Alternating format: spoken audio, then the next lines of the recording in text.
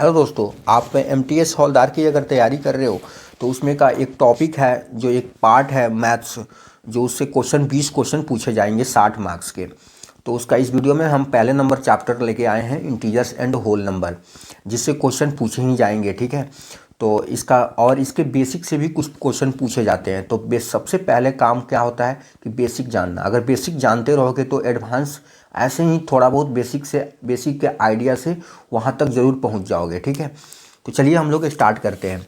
सबसे पहला है नेचुरल नंबर। नेचुरल नंबर जो होता है वो इसको डिनोट करते हैं एन से। नेचुरल नंबर स्टार्ट होता है 1 से और इनफाइनाइट तक जाता है। ठीक है, 1 is the smallest natural number, मतलब एक जो होता है इसका सबसे छोटा पार्ट होता है। सबसे छोटा स्मॉलेस्ट जो नंबर होता है नेचुरल नंबर का वो 1 होता है।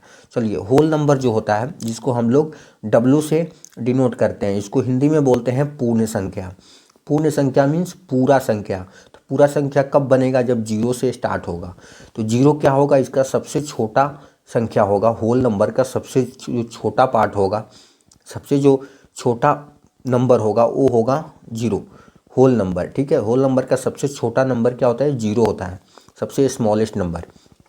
ठीक है, और सेकंड स्मॉलेस्ट की बात करें तो वो 2 होता है। ठीक है, तो ऐसे ही भी 1 होता है। तो ऐसे भी इसको याद रखने हैं। चलिए, तीसरा जो है इंटीजर, जिसको हम लोग डिनोट करते हैं आई से। जो ए माइनस वाले होते हैं इसको बोलते हैं निगेटिव इंटीजर, और जो प्लस वाले होते हैं इसको बोलते हैं पॉजिटिव इंटीजर। और जो 0 होता है ना ही निगेटिव होता है और ना ही पॉजिटिव होता है, तो ये नाइदर पॉजिटिव और नॉर निगेटिव हो गया। ठीक है, उसके बाद रेशनल नंबर। रेशनल नंबर को बोलते हैं हम लोग परिमेय संख्या, जो P/Q के फॉर्म में होता है।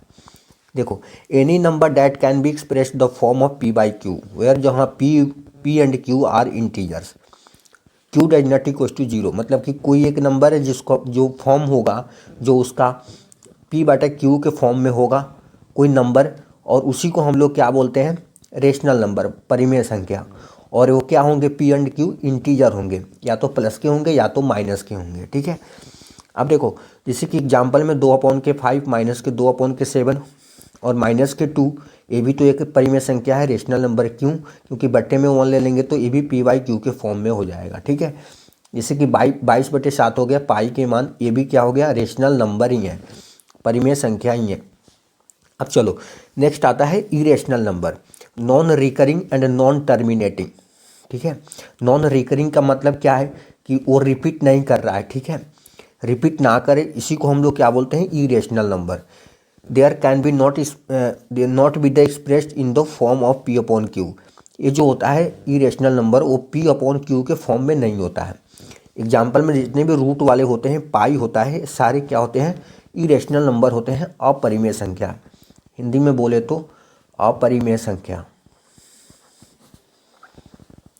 अपरिमेय संख्या, और रेशनल नंबर को बोलते हैं परिमेय संख्या।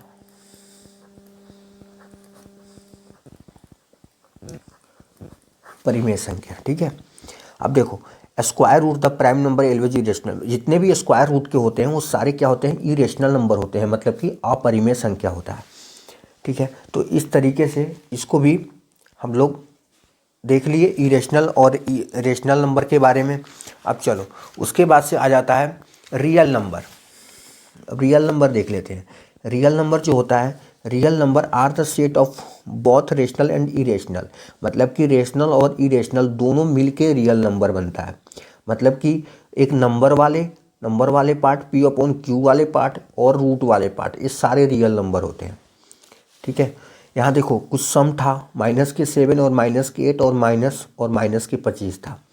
सबसे पहले ये याद रखेंगे, माइनस और माइनस क्या होता है? प्लस। इसको बोलते हैं साइन ऑपरेशन। साइन ऑपरेशन, देखो सारे मैथ्स इसी से बना है। अगर ये नहीं जानते हो तो इसको जान लो, बहुत अच्छा है, काम के हैं। क्योंकि अगर ये नहीं आता है तो सपोज मान लो कि मैथ्स तुम्हारे बनेंगे ही नहीं। माइनस और माइनस क्या होता है? प्लस। प्लस और प्लस क्या होता है? माइनस। माइनस और प्लस क्या होता है? माइनस। और प्लस और माइनस क्या होता है? माइनस होता है। मतलब कि यहाँ सेम साइन होंगे तो प्लस करेंगे, और अलग अलग साइन होंगे तो माइनस करेंगे। ठीक है, तो यहाँ कुछ ऐसे ही था, -7, -8 और ए माइनस मिलके प्लस बन गया 25। देखो, जब दो माइनस हो, सेम हो, तो हम क्या करेंगे, प्लस करेंगे, 8 7 15, लेकिन साइन हमेशा बड़े का। यहाँ नोट में एक चीज़ लिखा हूँ कि आंसर जो आएगा आंसर में हमेशा बड़े का साइन लगेगा, ठीक है।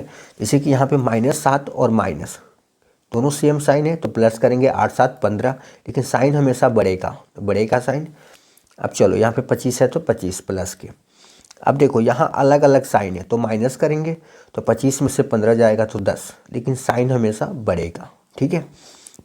बड़ा कौन है, 25, 25 का साइन क्या है, प्लस, तो प्लस आया, प्लस के 10 आंसर हो गया, ठीक है। अब चलो इसके जो दूसरे नंबर क्वेश्चन है वो है -13, प्लस के 32, -8 और -1 है।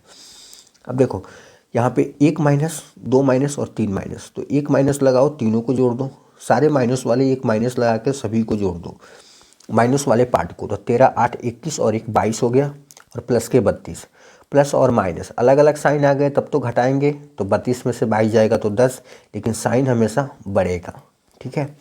तो प्लस के 10 आंसर हो जाएगा। और ये देखो ये 4 फार्मूला लेके आया हूँ जिसको आप लोग याद रखोगे, यहाँ से क्वेश्चन पूछे जाते हैं और बहुत इंपॉर्टेंट क्वेश्चन भी हो जाते हैं, ठीक है।